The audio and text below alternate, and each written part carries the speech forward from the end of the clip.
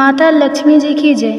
द्वापर युग में यशोदा माँ ने श्री कृष्ण से कहा कि हे कृष्ण, तुम सारे संसार के उत्पन्न करता, पालनहारी और संहार करता हो। आज मुझे कोई ऐसा व्रत बताओ जिसको करने से मृत्यु लोक में भी स्त्रियों को विधवा होने का भय ना रहे तथा यह व्रत सभी मनुष्यों की मनोकामना पूर्ण करने वाला हो। श्री कृष्ण कहने लगे, हे माता, तुमने अति सुंदर प्रश्न किया है। मैं तुम्हें ऐसे एक व्रत के बारे में विस्तार से बताता हूँ। सौभाग्य की प्राप्ति के लिए स्त्रियों को 32 पूर्णिमा व्रत करना चाहिए। इस व्रत को करने से स्त्रियों को सौभाग्य की प्राप्ति होती है। यह व्रत अत्यंत सौभाग्य देने वाला और भगवान शिव के प्रति भक्ति को बढ़ाने वाला है। यशोदा जी कहने लगी, हे कृष्ण, प्रथम इस व्रत को मृत्यु लोक में किसने किया था? इसके विषय में विस्तार से मुझे बताओ। श्री कृष्ण कहने लगे, इस भूमंडल पर अनेक प्रकार के रत्नों से परिपूर्ण कातिका नाम की एक नगरी थी।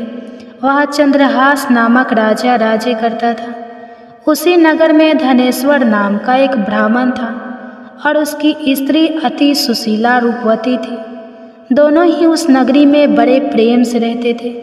घर में धन धान्य आदि की कोई कमी नहीं थी, परंतु उनको बहुत बड़ा दुख था कि उनकी कोई संतान नहीं है। एक समय एक बड़ा योगी उस नगरी में आया। वह योगी उस ब्राह्मण के घर को छोड़कर अन्य सभी घरों से भिक्षा लेकर भोजन किया करता था। वह रूपवती से कभी भिक्षा नहीं लेता था। एक दिन वह योगी रूपवती से भिक्षा न लेकर किसी अन्य घर से भिक्षा लेकर गंगा किनारे जाकर भीषण को प्रेम पूर्वक ग्रहण करने लगा कि धनेश्वर ने योगी का यह सब कार्य देख लिया। अपनी भिक्षा के अनादर से दुखी होकर धनेश्वर योगी से बोला, हे महात्मा, आप सब घरों से भिक्षा लेते हैं, परंतु आप मेरे घर की भिक्षा कभी नहीं लेते। इसका क्या कारण है? योगी ने कहा कि निसंतान के घर की भी पति को अन्न के तूल होती है और जो पति तो अन्न खाता है वह भी पतित हो जाता है। क्योंकि तुमने संतान हो इसलिए पतित हो जाने के भय से मैं तुम्हारे घर की भिक्षा नहीं लेता। धनेश्वर योगी की यह बात सुनकर बहुत दुखी हुआ और हाथ जोड़कर योगी के पैरों में गिर गया और कहने लगा, हे महाराज, यदि ऐसा है तो आप पुत्र प्राप्ति का उपाय बताइए। आप सर्वज्ञानी हैं, मुझ पर कृपा कीजिए। हे भगवान, मेरे घर में धन की कोई कमी नहीं है, परंतु मैं पुत्र ना होने के कारण अत्यंत दुखी हूँ। आप मेरे इस दुख का हरण करें, आप सामर्थ्यवान हैं। यह सुनकर योगी कहने लगा, हे ब्राह्मण, तुम चंडी की आराधना करो। घर आकर उसने अपनी पत्नी से सब वृत्तांत कहा और स्वयं तप करने के लिए वन में चला गया। वन में जाकर उसने चंडी की उपासना की और उपवास किए। चंडी ने सवे दिन उसको स्वप्न में दर्शन दिया और कहा, धनेश्वर, जा, तेरे घर पुत्र होगा, परंतु वह 16 वर्ष की आयु में ही मृत्यु को प्राप्त हो जाएगा।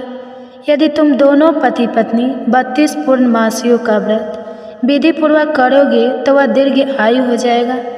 जितनी तुम्हारी सामर्थ्य हो आटे के दिए बनाकर शिव जी भगवान का पूजन करना, परंतु पूर्णमासी के व्रत 32 होना चाहिए। प्रातः काल होने पर इस स्थान के समीप तुम्हें आम का वृक्ष दिखाई देगा। उस पर चढ़कर तुम एक फल तोड़कर शीघ्र ही अपने घर ले चले जाना और अपनी पत्नी से सब वृत्तांत कहना। ऋतु स्नान के पश्चाताप व स्वच्छ होकर श्री शंकर भगवान का ध्यान करके उस फल को खा लेगी। शंकर भगवान की कृपा से उसको गर्भ हो जाएगा।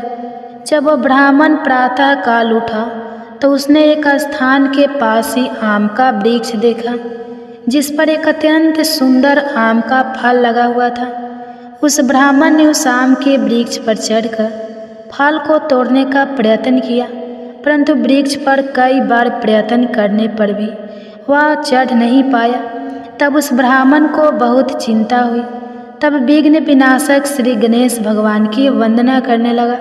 हे दयानिधि, अपने भक्तों के विघ्नों का नाश करके उनके मंगल कार्य को करने वाले, दुष्टों का नाश करने वाले, रिद्धि सिद्धि प्रदान करने वाले, आप मुझ पर कृपा करके इतना बल दे कि मैं अपने मनोरथ को पूरा कर सकूं।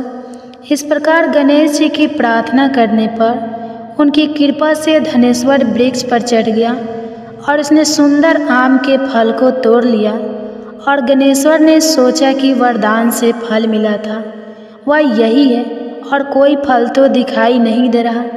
धनेश्वर ब्राह्मण ने जल्दी से घर जाकर अपनी पत्नी को वह फल दे दिया और उसकी पत्नी ने अपने पति के कहे अनुसार उस फल को खा लिया और वह गर्भवती हो गई। देवी जी की असीम कृपा से उसे एक अत्यंत सुंदर पुत्र उत्पन्न हुआ जिसका नाम उन्होंने देवी दास रखा। माता पिता के हर्ष और शोक के साथ वह बालक शुक्ल पक्ष की चंद्रमा के भांति अपने पिता के घर में बड़ा होने लगा। माता भवानी की कृपा से वह बालक बहुत ही सुंदर, सुशील, विद्या पढ़ने में बहुत ही निपुण हो गया। दुर्गा जी की आज्ञा अनुसार उसकी माता ने 32 पूर्णमासी का व्रत रखना आरंभ कर दिया जिससे उसका पुत्र बड़ी आयु वाला हो जाए। 1.25 वर्ष लगते ही देवी दास के माता पिता को बड़ी चिंता हो गई कि कहीं उनके पुत्र की इस वर्ष मृत्यु ना हो जाए। इसलिए उन्होंने अपने मन में विचार किया कि यदि यह दुर्घटना उनके सामने हो गई तो वे कैसे सहन करेंगे। इसलिए उन्होंने देवी दास के मामा को बुलाया और कहा, हमारा एक बहुत बड़ी इच्छा है कि देवी दास 1 वर्ष तक काशी में जाकर विद्या अध्ययन करे और उसको अकेला भी नहीं छोड़ना चाहिए। इसलिए साथ में आप चले जाए और 1 वर्ष के पश्चाताप इसको वापस ले आना। सब प्रबंध करके उसके माता पिता ने काशी जाने के लिए देवी दास को एक घोड़े पर बैठाकर उसके मामा के साथ भेज दिया। परंतु यह बात उसके मामा या किसी और से नहीं बताई। धनेश्वर तथा उसकी पत्नी ने अपने पुत्र की मंगल कामना तथा दीर्घ आयु के लिए भगवती दुर्गा की आराधना और पूर्णमासियों का व्रत करना आरंभ कर दिया। इस प्रकार बराबर 32 पूर्णमासी के व्रत को उन्होंने पूरा किया। कुछ समय पश्चाताप एक दिन वह मामा और भांजा मार्ग में रात बिताने के लिए किसी गांव में ठहरे हुए थे। उस दिन गांव में ब्राह्मण की अत्यंत सुंदर, सुशीला और गुणवती कन्या का विवाह हो रहा था। जिस धर्मशाला के अंदर वर और उसकी बारात ठहरी हुई थी उसी धर्मशाला में देवी दास और उसके मामा भी ठहरे हुए थे। संयोग वर्ष कन्या को तेल आदि चढ़ाकर मंडप आदि का कार्य किया गया तो लगन के समय वर को धन्यवाद हो गया। इसलिए वर के पिता ने अपने कुटुंबियों से विमर्श करके निश्चय किया कि यह देवी दास मेरे पुत्र जैसा ही सुंदर है, मैं इसके साथ ही लगन करवा दूं और बाद में विवाह के अन्य कार्य मेरे लड़के के साथ हो जाएंगे।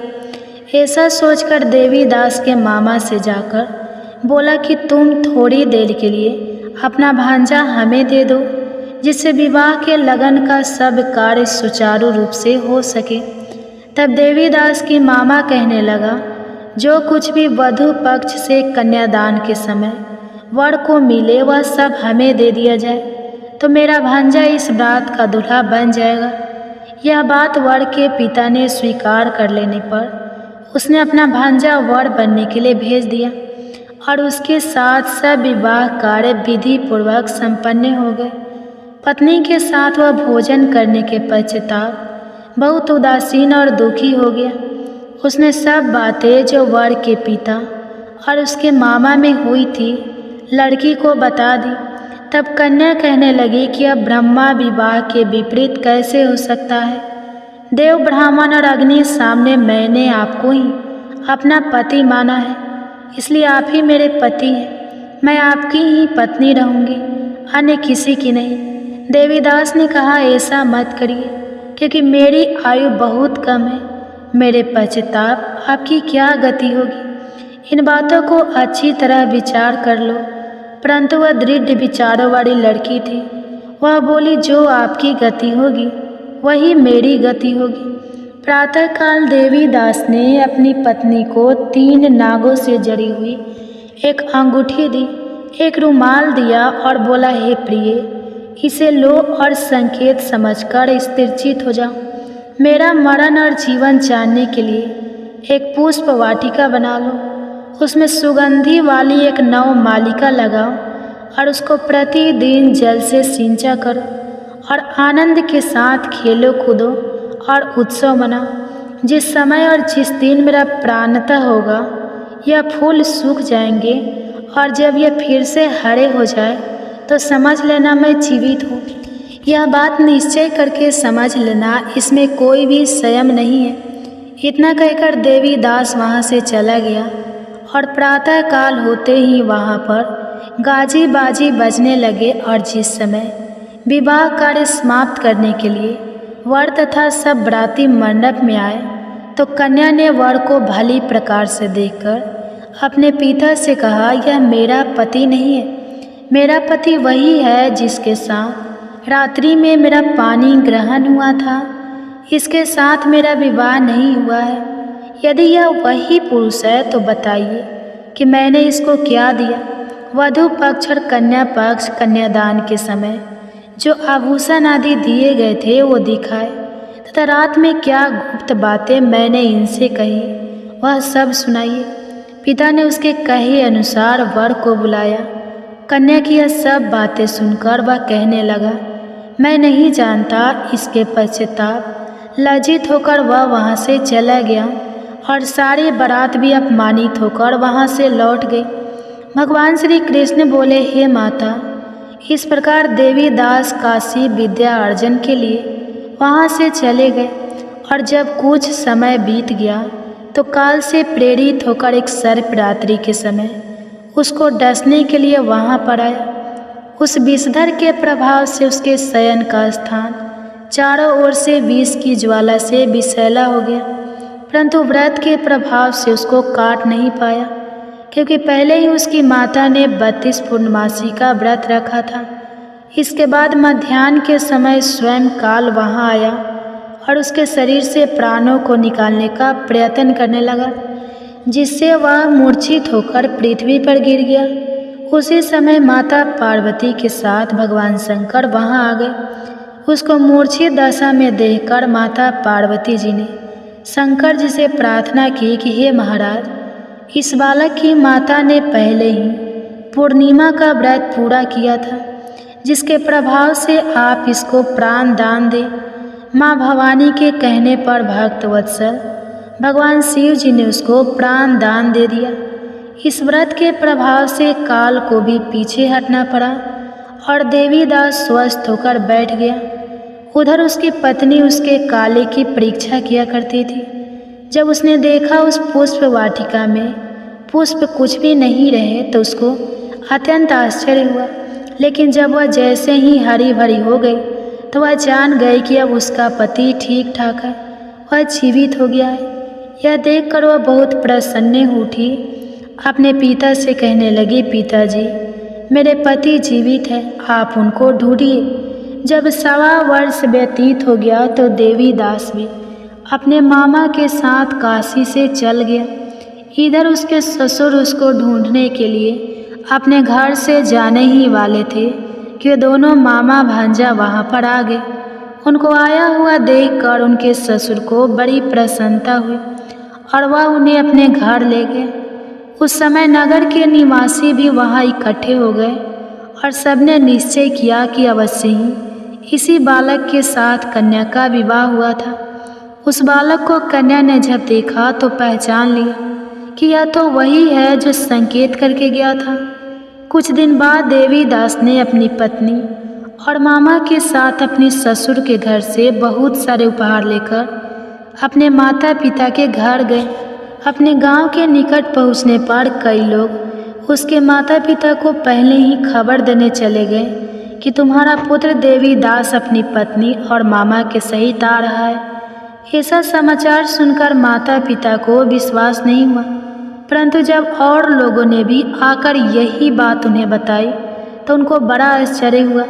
लेकिन थोड़ी देर में देवी दास ने आकर अपने माता पिता के चरणों में अपना सर रखकर प्रणाम किया और उसकी पत्नी ने अपने सास ससुर के चरणों को स्पर्श किया तो माता पिता ने अपने पुत्र और पुत्र वधू को हृदय से लगा लिया और दोनों की आंखों में प्रेम अश्रु बहने लगे। अपने पुत्र और पुत्र वधू के आने की खुशी में धनेश्वर ने बड़ा ही भारी उत्सव किया और ब्राह्मणों को दान दक्षिणा देकर प्रसन्न किया। श्री कृष्ण भगवान कहने लगे, इस प्रकार धनेश्वर 32 पूर्णमासियों के व्रत के प्रभाव से पुत्रवान हो गया। जो भी स्त्रियां 32 पूर्णमासी के व्रत को करती है वे जन्म जन्मांतर में वैधव्य का दुख नहीं भोग और सदैव सौभाग्यशाली रहती है। व्रत करने वाला चाहे स्त्री हो या पुरुष, भगवान शंकर की कृपा से संसार के सकल आनंद भोग कर अंत में आवागमन रहित होकर शिव लोक को प्राप्त होता है। प्रेम से बोलिए श्री लक्ष्मी नारायण भगवान की जय, उमा महेश्वर भगवान की जय। अब सुनिए पूर्णिमा व्रत की दूसरी कथा। पौराणिक कथा के अनुसार एक बार की बात है, किसी नगर में एक सेठ और सेठानी रहते थे। सेठानी प्रतिदिन श्री हरि भगवान विष्णु की पूरी श्रद्धा से पूजा अर्चना किया करती थी, लेकिन उसका पूजा करना उसके पति यानी सेठ को बिल्कुल भी पसंद नहीं था। इसी कारण सेठ ने एक दिन अपनी पत्नी को घर से निकाल दिया। घर से निकाल जाने के बाद सेठानी जंगल की तरफ निकल पड़ी। रास्ते में जाते समय सेठानी ने जंगल में 4 आदमी को देखा जो मिट्टी खोद रहे थे। तब सेठानी उन आदमी के पास गए और उन लोगों से कहा, कृपया आप मुझे किसी काम पर रख ले। इसके बाद चारों आदमी ने सेठानी को नौकरी पर रख लिया। सेठानी के हाथ पांव बहुत ही कोमल थे, इस वजह से काम करते करते उसके हाथ पर छाले पड़ गए। सेठानी के हाथों को देखकर चारों आदमी ने कहा कि तुम यह काम छोड़ दो, तुम किसी अच्छे घर खानदान की लगती हो, इसकी जगह तुम हमारे घर के काम में हाथ बटा दो। सेठानी इस काम के लिए राजी हो गई। फिर वे चारों आदमी सेठानी को अपने घर ले गए। वहाँ चारों आदमी हर दिन 4 मुट्ठी चावल लाते थे और आपस में बांट कर उसे खा लेते थे। यह देखकर सेठानी को बहुत बुरा लगा। अगले दिन सेठानी ने चारों से कहा, सुनो भाई, तुम लोग कल से 4 मुट्ठी की जगह 8 मुट्ठी चावल लेकर आना। सेठानी के कहे अनुसार चारों आदमी अगले दिन 8 मुट्ठी चावल लेकर आए। उस चावल को सेठानी ने पकाकर सबसे पहले भगवान विष्णु को भोग लगाया और फिर चारों आदमियों को परोसा। जब चारों आदमी ने उस भोग लगाए भोजन को खाया तो उन लोगों को बहुत स्वादिष्ट लगा। उन्होंने सेठानी से कहा, बहन, आज जो तुमने खाना बनाया वो बेहद स्वादिष्ट है। इस पर सेठानी ने कहा, यह भोजन भगवान विष्णु का झूठा है, इसी वजह से आप लोगों को यह बहुत स्वादिष्ट लग रहा है। उधर सेठानी के जाने के बाद से सेठ भूखा रहने लगा। आज पड़ोस के लोग उसे देखकर ताने भी मारते थे कि यह आदमी सिर्फ अपनी पत्नी की वजह से ही भोजन किया करता था। ऐसा बार बार सुनने के बाद सेठ एक दिन अपनी पत्नी की तलाश में जंगल की तरफ निकल पड़ा। रास्ते में सेठ को मिट्टी खोदे हुए वही 4 आदमी दिखाई दिए। उसे देखकर सेठ ने कहा, सुनो भाई, क्या तुम मुझे काम पर रख सकते हो? तब चारों आदमी ने उसे काम पर रख लिया, किंतु मिट्टी खोदने से सेठ के हाथों में भी छाले पड़ने लगे, यहाँ तक कि उनकी बालें भी उड़ गए। यह देखकर चारों आदमी को सेठ पर दया आ गई और उसने कहा, सुनो भाई, तुम इस काम को छोड़ दो, तुम किसी अच्छे घर के लगते हो, तुम हमारे घर चलो, वहाँ कुछ काम में हाथ बटा लेना। सेठ ने उन चारों की बात मान ली और वह उनके साथ उनके घर चले गए। घर पहुंचने के बाद सेठ ने जैसे ही सेठानी को देखा वह पहचान गए, लेकिन सेठानी घूंघट में थी और सेठ के चेहरे को नहीं देख पाई। इस वजह से वह अपने पति को नहीं पहचान पाई। हर दिन की तरह इस दिन भी सेठानी ने भोजन बनाकर विष्णु भगवान को भोग लगाया और सभी को खाना परोसने लगी।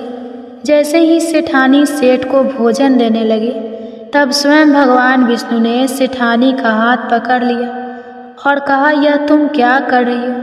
यह सुनकर सेठानी ने कहा, मैं कुछ नहीं कर रही हूँ, मैं तो बस भोजन दे रही हूँ। भगवान विष्णु ने मेरा हाथ पकड़ लिया है। तब सेठानी से चारों आदमी ने कहा, हमें भी भगवान विष्णु के दर्शन कराओ। इसके बाद सेठानी हाथ जोड़कर भगवान विष्णु से अनुरोध करने लगी, हे प्रभु, आप मेरी तरह इन्हें भी दर्शन दें। तब भगवान विष्णु वहाँ प्रकट हो गए। इस दृश्य को देखते ही सेठ ने सेठानी से क्षमा मांगी और उसे अपने घर साथ चलने को कहा। फिर चारों भाइयों ने बहुत सारा धन देकर अपनी बहन को विदा किया। इस घटना के बाद से सेठ भी भगवान विष्णु के भक्त बन गए और उनकी श्रद्धा पूर्वक पूजा करने लगे। ऐसा करने से सेठ सेठानी के घर फिर से धन की वर्षा होने लगी। मान्यता है कि पूर्णिमा का व्रत रखकर इस कथा को सुनने से भगवान श्री विष्णु जी की कृपा से सभी के घर धन धान्य से भर जाते हैं और सभी के दुख दूर होते हैं। प्रेम से बोलिए भगवान श्री विष्णु जी की जय। अब सुनिए भगवान शंकर जी की एक बहुत ही सुंदर कथा।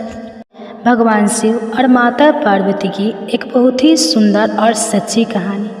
आप इस कहानी को पूरा सुने और वीडियो को लाइक करके शेयर करें और हमारे चैनल को सब्सक्राइब करके बेल आइकन को ऑन कर लें ताकि ऐसे ही वीडियो की नोटिफिकेशन आपके पास सबसे पहले पहुँचे। तो चलिए शुरू करते हैं। एक बार भगवान शिव ने अपनी दिव्य शक्ति से एक बड़े कढ़ाई को प्रकट की। कढ़ा जिसमें हम भोजन पकाते हैं और जिसे हम कढ़ाई कहते हैं। तो अब भगवान शिव कढ़ाई को प्रकट करके उसे एक तरफ रखकर ध्यान में मग्न हो गए। इतनी देर में माता पार्वती स्नान करके भगवान शिव के समक्ष आती हैं और आकर उन्होंने क्या देखा कि भगवान शिव के सामने एक बड़ा सा भारी भरकम काढ़ा रखा हुआ है और उसी के सामने भगवान शिव ध्यान मग्न बैठे हुए हैं। अब तो देवी पार्वती बड़े आश्चर्य में पड़ गई।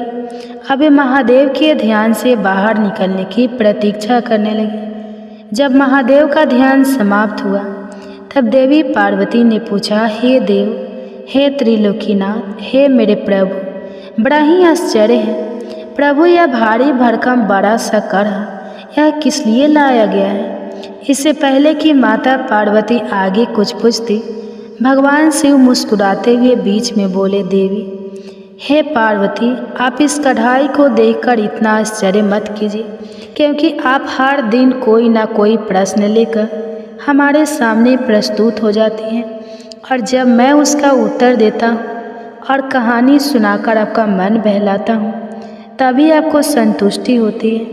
इसलिए देवी आज हमने इसी का प्रबंध किया है।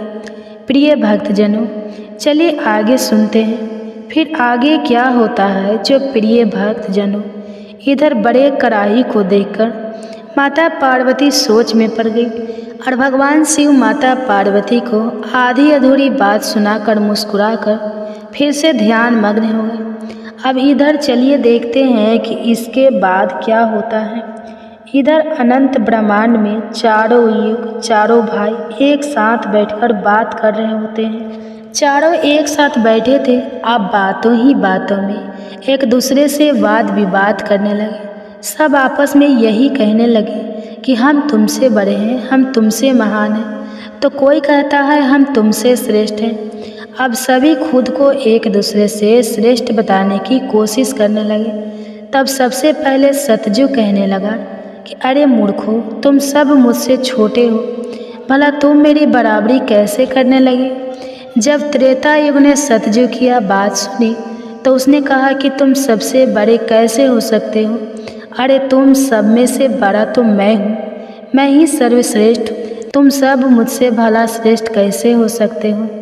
इतने में ही द्वापर युग भी बोल उठा कि तुम मुझसे श्रेष्ठ कैसे हो सकते हो। अरे तुम सब में से श्रेष्ठ तो मैं हूँ, तुम लोगों का श्रेष्ठ होने का तो कोई सवाल ही नहीं उठता। अब उन सब की बात सुनकर भला कलयुग कैसे चुप रहता। कलयुग भी बीच में बोल उठा, तुम तीन मुझसे श्रेष्ठ बन रहे हो। अरे असलियत तो तुम जानते ही नहीं, असलियत तो यही है कि श्रेष्ठ मैं ही हूँ। इस तरह से अब वाद विवाद करते करते वे चारों युग आपस में ही लड़ाई झगड़ा करने लगे। अब चारों युगों ने मिलकर एक योजना बनाई वे आपस में कहने लगे कि इस तरह तो वाद विवाद करके कोई फैसला ही नहीं हो पाएगा। हम सब मिलकर क्यों न कैलाश पर्वत पर चले। वे चारों युग आपस में कहने लगे कि इस प्रकार लड़ते रहें तो अच्छा होगा हम सब मिलकर कैलाश पर्वत पर विराजमान भगवान शिव के पास चलते हैं। अब तो वही हमारा फैसला करेंगे।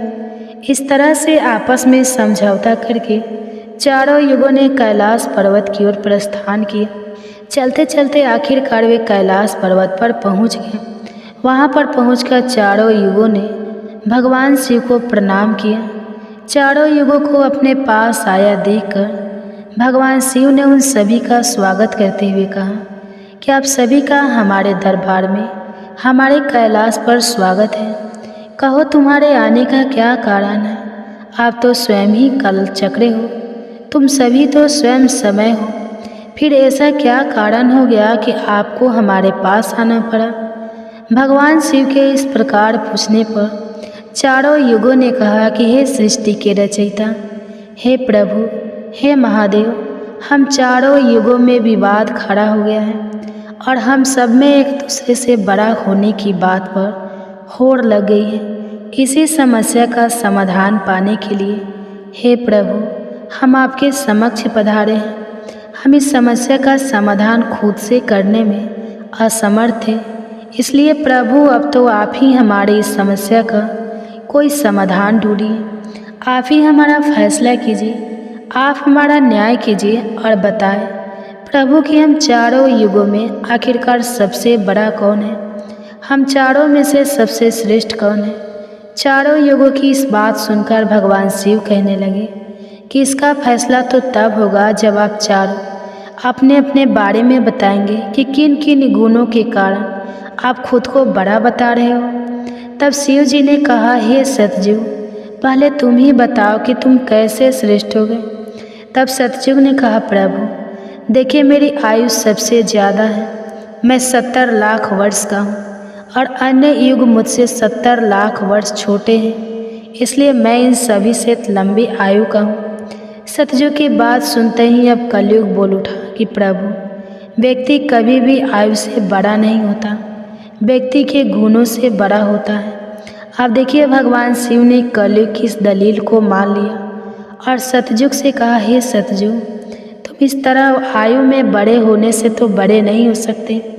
भगवान शिव की यह बात सुनकर सतयुग ने कहा, प्रभु मेरे युग में जो भी व्यक्ति हुए हैं वह तो बड़े ही बलवान हुए हैं, बहुत ही पराक्रमी थे, वह पृथ्वी तक को उठा ले जाए, ऐसे पराक्रमी और बलराम बलवान थे। और जब मेरा राज्य था तब उसमें भगवान श्री हरि विष्णु ने भी कई अवतार धारण किए थे। वराह अवतार भी मेरे ही काल में हुआ था, नरसिंह अवतार भी मेरे ही युग में हुआ था, यहाँ तक कि प्रभु मत्स्य अवतार भी तो मेरे ही युग में हुआ था। सतयुग को अपने बारे में इस तरह बढ़ाई करते देखकर त्रेता युग बोल उठा, नहीं नहीं, प्रभु श्री हरि विष्णु के अवतार लेने से सतयुग बड़ा भरा कैसे हो सकता है। प्रभु मर्यादा पुरुषोत्तम भगवान श्री रामचंद्र जी का अवतार तो मेरे ही युग में हुआ था। उन्होंने संसार को मर्यादा और धर्म पालन सिखाया। रावण जैसे महापंडित और कुंभकर्ण जैसे महान बलवान भी तो मेरे ही शासन काल में हुए थे।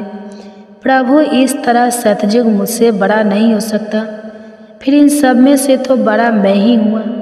बस फिर क्या था। जब यह बातें द्वापर ने सुनी तो द्वापर युग महादेव से बोल उठा, हे महादेव, हे प्रभु, यह दोनों बड़े बन रहे हैं, किंतु यह दोनों बड़े कैसे हो सकते हैं। आप देखिए ना प्रभु, आप तो जानते ही हैं जब मेरा शासन काल आया तो मेरे ही तो शासन काल में भगवान श्री कृष्ण ने अवतार लिया था और जो 16 कलाओं से संपन्न थे, परिपूर्ण थे, पर ब्रह्मा थे, उन्होंने ऐसा विराट रूप दिखाया जो कभी स्वयं भगवान विष्णु ने भी नहीं दिखाया था।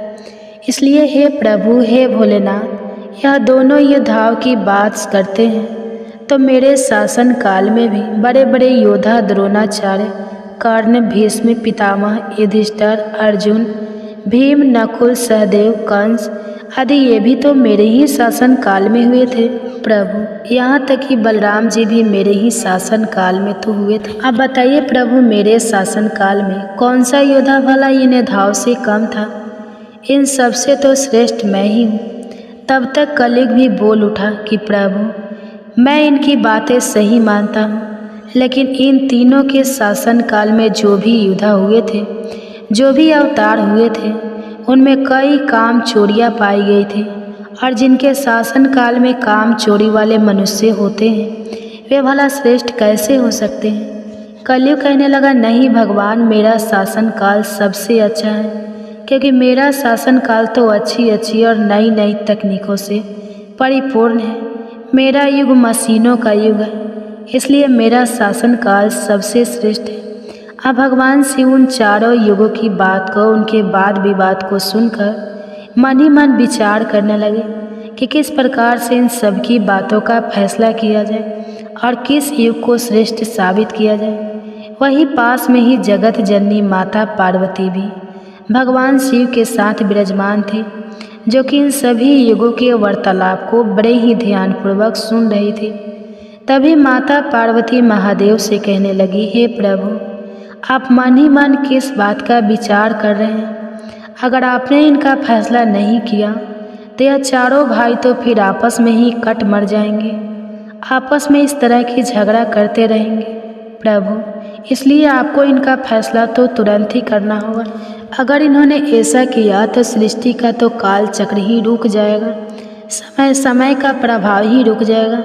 इसलिए हे भोलेनाथ, अब आप ही कुछ कीजिए।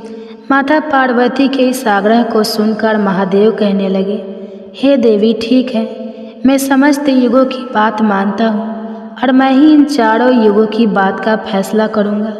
इसके बाद भगवान शिव ने चारों युगों से कहा, चलो ठीक है, अब मैं तुम चारों की परीक्षा लूँगा। जो इस परीक्षा में सफल हुआ वही श्रेष्ठ साबित हुआ। सतयुग बोल उठा, हे भगवान, आप जो चाहे हमारी परीक्षा ले सकते हैं, लेकिन सत्य तो यही है प्रभु कि सबसे बड़ा तो मैं ही रहूँगा। भगवान शिव की बात मानकर आखिरकार चारों युग परीक्षा देने के लिए तैयार हो गए। तब भगवान शिव ने माता पार्वती की तरफ मुस्कुराते हुए देखा और फिर कहा, हे देवी, आप आश्चर्यचकित थी ना कि मैंने अपने सामने यह कढ़ा किस लिए रखा है?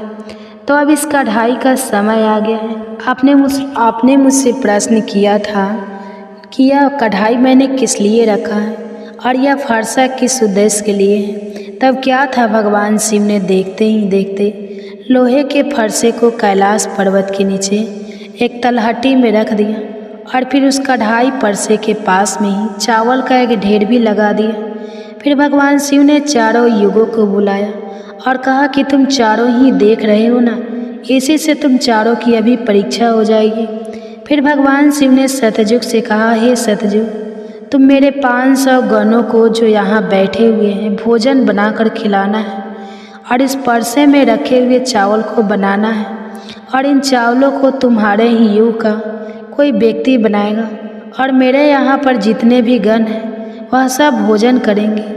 इसके बाद भगवान शिव ने आगे कहा, सतयुग, अब तुम्हारे ही युग का कोई व्यक्ति बनाओ और उसे यहाँ भोजन बनाने के लिए भेज दो। तब तक हम सभी लोग यहाँ खड़े होकर देख रहे हैं। भगवान शिव की बात जब सतयुग ने सुनी तो उसने ही बड़ा बलवान योद्धा बनाया। फिर सतयुग ने उस योद्धा से कहा कि जाओ बेटा, इस कढ़ाई में चावल बनाओ और बनाकर भगवान शिव के इन सभी 500 गणों को भोजन कराओ। अपने स्वामी की बात सुनकर वह सतयुग का व्यक्ति वहाँ आकर के देखता है जो हजारों टन से भी ज़्यादा का कड़ा है। उसने वहाँ पर एक चूल्हा तैयार किया और उस चूल्हे पर उस कढ़ाई को रखकर लकड़ियों की व्यवस्था की, आग जलाई और उस कढ़ाई में पानी डाला, फिर चावल डाले और जब चावल बनकर तैयार हो गए तब उसने भगवान शिव के सभी गणों को एक पंक्तियाँ में बैठा दिया और उन सभी को उसने भोजन कराया। सभी गुणों को भोजन कराने के बाद वह बलवान योद्धा अपने स्वामी सतयुग के पास वापस आया और उसे प्रणाम किया। तो सतयुग ने शाबाशी से उसकी पीठ थपथपाई और कहा कि आज तुमने मेरी लाज रख ली, अब तुम यहाँ से जा सकते हो। इसके बाद भगवान शिव ने त्रेता युग से कहा कि त्रेता, अब तुम अपने युग के कोई व्यक्ति को भेजो और यह जो कढ़ा रखा हुआ है इनमें चावल बनाकर मेरे सभी गणों को खिलाओ। त्रेता ने सुना तो कहने लगा कि ठीक है प्रभु, जैसी आपकी आज्ञा। अब त्रेता युग ने भी अपने समय के समान महान बलशाली कुंभकर्ण जैसे बलवान व्यक्ति को उत्पन्न किया और उससे कहा कि हे पुत्र, यह मेरे परीक्षा की घड़ी है। तुम्हें भगवान शिव के समस्त सभी समक्ष गणों को भोजन बनाकर खिलाना है। त्रेता युग के व्यक्ति ने उसे प्रणाम किया और उसके बाद वह वहाँ से तलहटी में चला गया। तलहटी में आकर उसने चूल्हा बनाया, लकड़ियों की व्यवस्था की, आग जलाई और एक हाथ से ही उस भारी भरकम कढ़ाई को उठाकर देखते ही देखते चूल्हे पर रख दिया। फिर उसमें पानी डालकर चावल डाले और जब चावल पक गए तब सभी गणों को बुलाकर उन्हें खाने के बाद भोजन कराया। इसके बाद वह वहाँ से तुरंत कैलाश पर्वत पर पहुँच गया, जहाँ पर चारों युग विराजमान थे।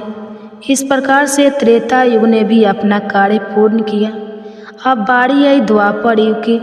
भगवान शिव ने द्वापर युग से कहा, हे द्वापर, अब मैं तुम्हारी परीक्षा लूँगा। जिस प्रकार से सतयुग और त्रेता युग ने परीक्षा दी है, ठीक इसी प्रकार से तुम्हें भी यह परीक्षा देनी होगी। यह सुनकर द्वापर युग ने बलशाली भीम के समान एक व्यक्ति को उत्पन्न किया और उसे आदेश दिया कि हे पुत्र, यह मेरे परीक्षा की घड़ी है, तुम्हें मेरी लाज रखनी है। अब तुम जाओ और बड़े से कढ़ाई में चावल बनाकर भगवान शिव के सभी गणों को भोजन कराओ और मेरी लाज बचाओ। यह सुनकर द्वापर युग के व्यक्ति ने अपने स्वामी को प्रणाम किया और वहाँ से तलहटी में चल पड़ा।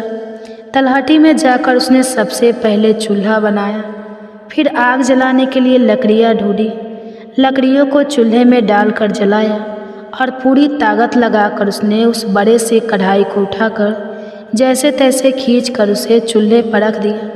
वह तो द्वापर युग का व्यक्ति था, तो उसे थोड़ा ज़्यादा जोर लगाना पड़ा और बड़ी मुश्किल से वह कढ़ाई को उठा पाया।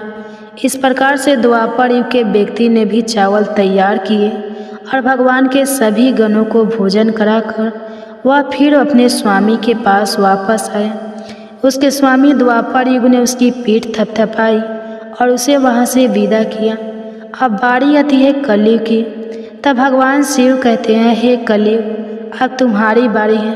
तुम उस कढ़ाई का वजन देख रहे हो ना, उसका वजन कम नहीं होगा, उसका वजन उतना ही रहेगा, हजारों टन का। लेकिन अब तुम्हें परीक्षा देनी है। तुम तो मानने को तैयार ही नहीं थे कि तुम सबसे छोटे हो, लेकिन तुमने माना ही नहीं। तुम्हारे युग के आदमी की आयु भी मात्र 100 वर्ष की है। सतयुग की आयु 1,00,000 वर्ष होती है, त्रेता युग में 10,000 होती है और द्वापर में 1,000 होती है। और हे कलयुग, तुम्हारे शासन में तो मात्र 100 वर्ष की आयु है। तुम्हारा आदमी भी छोटा होता है। जब भगवान शिव की बातें कलयुग ने सुनी तो कलयुग कहने लगा कि ठीक है प्रभु, मैं आपकी बात मानता हूँ, लेकिन आप मुझे पहले ही इस तरह से कहकर हताश मत कीजिए। प्रभु, आप तो एक न्यायकर्ता हैं, आपको सभी को बराबर मौका देना चाहिए। भगवान शिव कहने लगे, हे कलयुग, यह कढ़ाई देख रहे हो, हजारों टन का है। वहाँ चावल रखा है, हजारों किलो टन के हैं। और हे कलयुग, तुम्हारा व्यक्ति क्या यह काम कर पाएगा? कलयुग ने कहा, ठीक है प्रभु, अब आप मेरी करनी भी देखिए। कलयुग की बातें सुनकर तीनों युग उस पर हंसने लगे। भगवान शिव भी कलयुग की बातें सुनकर बड़े ही आश्चर्यचकित थे। अब कलयुग ने भगवान शिव से आज्ञा लेकर बड़े ही बुद्धिमान व्यक्ति को पैदा किया, जो बड़ा ही दिव्य व्यक्ति था। वह बहुत ही बुद्धिमान और सर्वगुण संपन्न था।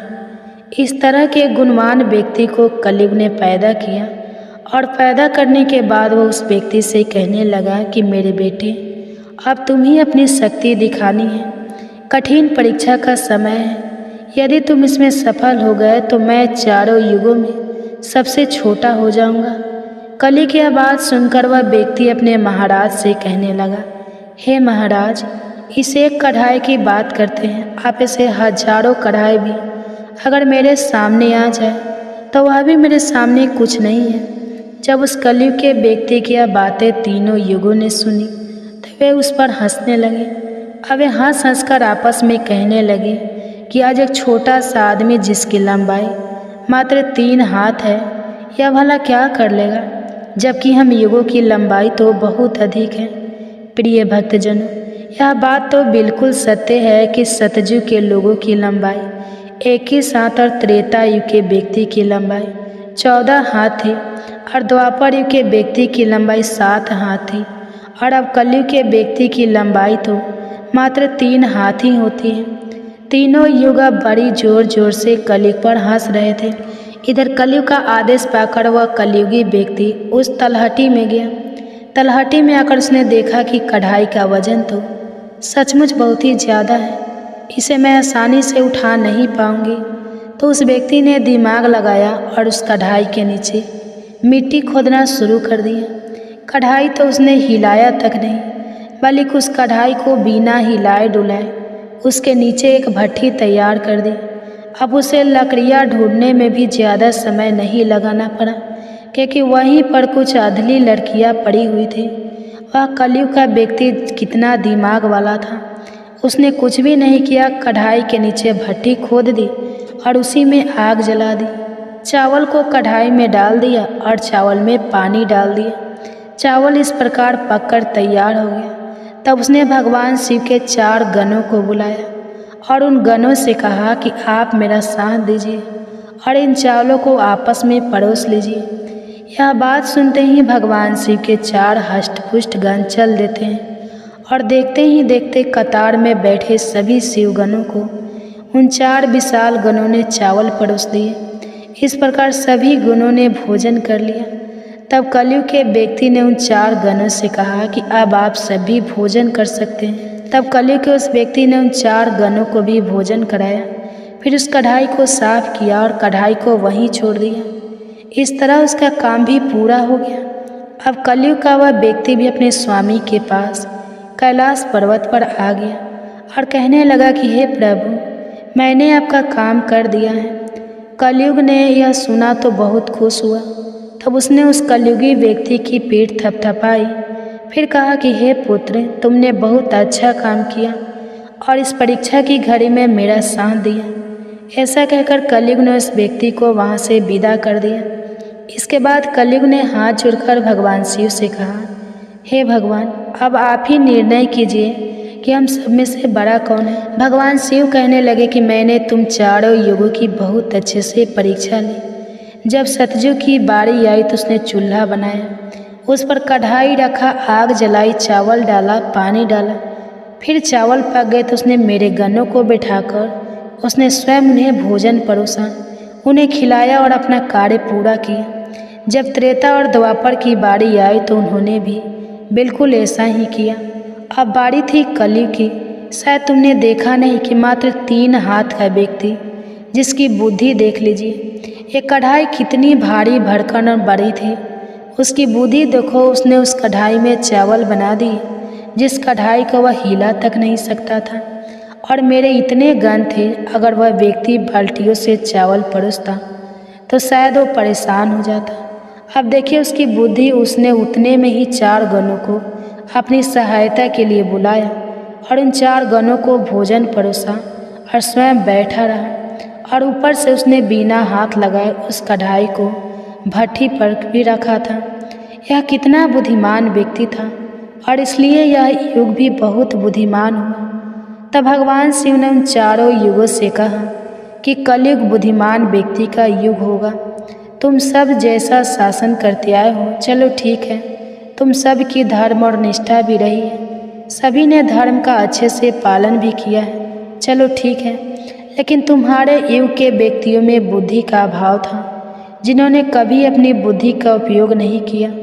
अब देख लो, रावण और कुंभकर्ण जैसे असुर ने भगवान विष्णु के अवतार को ही नहीं पहचाना और अज्ञानता व शून्य से ही युद्ध कर बैठे। और कारण यह हुआ कि वे युद्ध में मारे गए। अगर उन्हें बिल्कुल भी अपनी बुद्धि का प्रयोग किया होता तो उनका इस प्रकार सर्वनाश नहीं होता। इसलिए हे चारों युगों, आने वाले कलयुग के राज्य में ऐसे ही बुद्धिमान व्यक्ति देखने को मिलेंगे। ऐसी ही तकनीक, ऐसी ही मशीनें बनाएंगे जिससे वे बैठे बैठे ही सारा काम कर सकते हैं, बैठे बैठे ही कोई भी काम कर सकते हैं। कलयुग में व्यक्ति एक ही दिन में भगवान को प्राप्त कर लेगा। इस प्रकार से भगवान शिव ने चारों युगों की समस्याओं का समाधान किया और कहा कि कलयुग की सबसे श्रेष्ठ युग है। यह सुनकर चारों युग अपने अपने धाम को संतुष्ट होकर लौट गए। माता पार्वती भी यह सब कुछ देख और सुनकर बड़ी प्रसन्न हुई। उनके मन में उठी जिज्ञासा भी शांत हो चुकी थी और उनका मन भी बहल चुका था। तो प्रिय भक्तजनों, आज की कथा अगर पसंद आई हो तो वीडियो को लाइक कीजिएगा, शेयर कीजिएगा, चैनल को सब्सक्राइब कीजिएगा और कमेंट्स में हर हर महादेव जरूर लिखिएगा। इसी के साथ आज आप हमारे चैनल पर शिव महापुराण की कथा भी जरूर सुनिएगा। तो प्रेम से बोलिए ओम नमः शिवाय।